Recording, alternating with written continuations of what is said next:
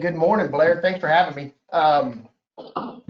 For those that don't know who we are an electrical, telecommunications, security, fire alarm, and audiovisual systems installers based out of San Antonio with offices in Houston, Austin, Corpus Christi, and surrounding areas.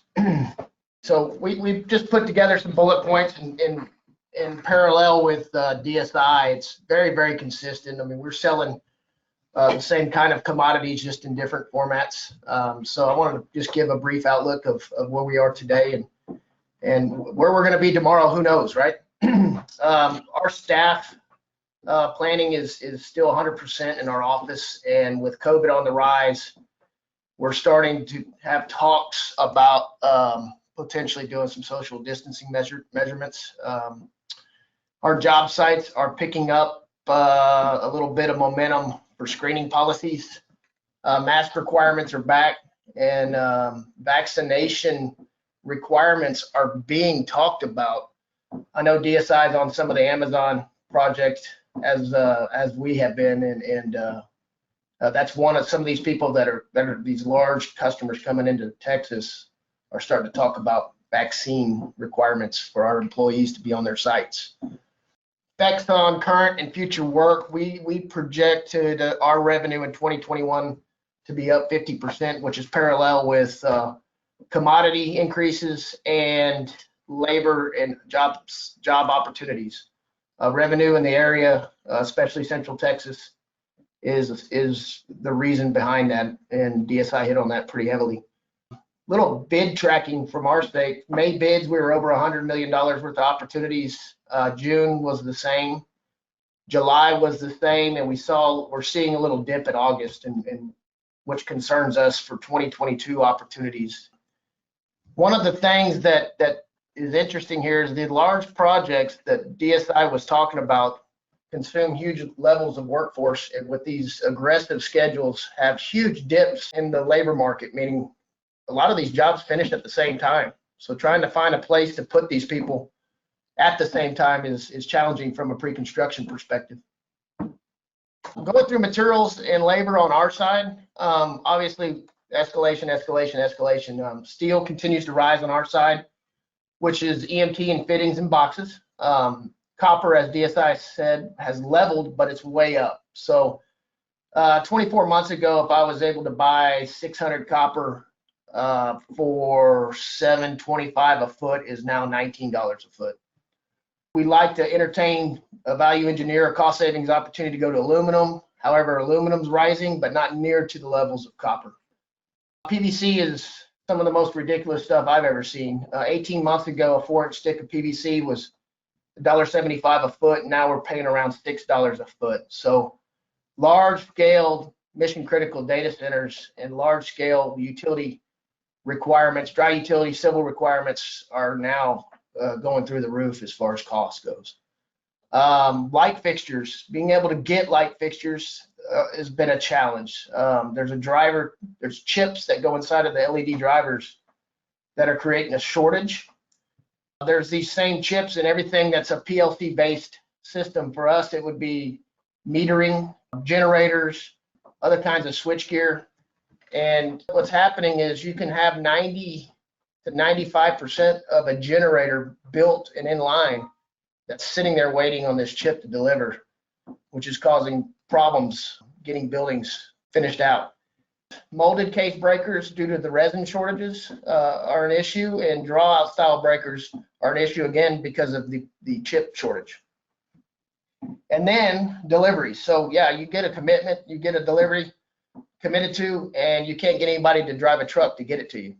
That's been a challenge on materials. So delivery driver shortages are causing problems in being able to get materials on the site. Shifting to labor, we still are seeing about a 7 to 10 productivity loss due to COVID issues. Availability, as DSI hit on, those are some really, really good points.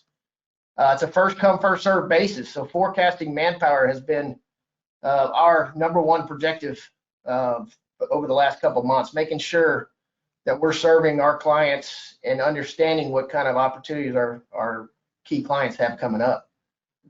For us, we've been very fortunate to get labor for whatever reason. I mean, our labor's up around the 40%, and being able to get the labor and the manpower to our company has been actually really successful. So we don't know why. Hopefully, it's our reputation and some of our leadership opportunities, but other trades have caused some issues. Big State Electric and DSI can control what we do, but we're getting on projects now where we're a framing sub or a drywall sub or a finishes sub, a plumber, pipe fitter, whoever is struggling with manning a project. And what that's doing is increasing our production, which increases our cost and lowering our profit margins. So now we're really having to look at some of the trades that are part of the teams that are getting on these projects and looking at, hey, is this actually worth it? DSI hit a little bit on the premiums. We saw a $500 a week incentive, some of the Austin projects, and we're having to bid jobs considering that so we can put some incentive money and some per diem money to lure people, or the right people, I should say, to come work on these projects that we have. All of this is reflecting how we bid a job, really analyzing the risk, the trade partners we're going to go to battle with, and GCs we're working with, owners and schedules, and analyzing other projects in the area that could impact the project that we're working on. Other trades ourselves with the scheduling issues. So if we have, for instance, a concrete sub that's struggling with manpower or struggling to get rebar or struggling somehow, some way, what it's doing is creating scheduling issues for our general contractors, and work sequencing, workflows, trade stacking, all of these which cause cost to the project are increasing.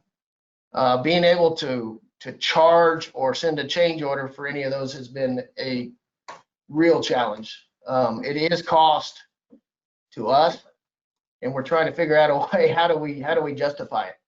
And then how do we bid jobs in order to compensate for it and stay competitive? Prevention measures. Blair, you mentioned early trade partner agreements and design assist arrangements. We've had a lot of success being able to protect early budgets at a DD level or even an SD level by getting some commitments from the teams and helping assist with not only the budget but the design from a SD level to a CD level. This allows also for early release packages. For us would be generators for one, switch gear, getting certain things in the model so we could get stuff installed.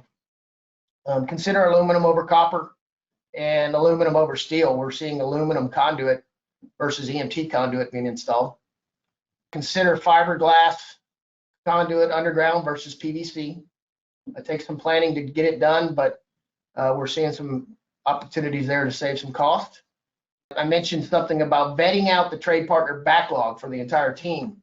We have some jobs where our trade partners could be just absolutely buried on another job, and we have to vet out that prior to committing to the job to make sure that our risk falls in line. Really consider flexibility within the specifications and design.